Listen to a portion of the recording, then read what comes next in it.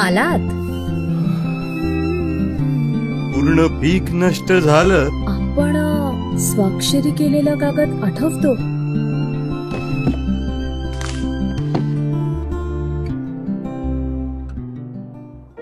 Hello, आपल्या नुकसानाची भरपाई होऊन जाईल. इन्शुरन्स जादू आहे.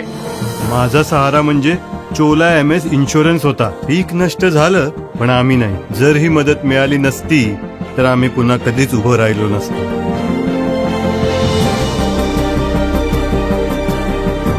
Chola MS, celebrating the spirit of always bouncing back.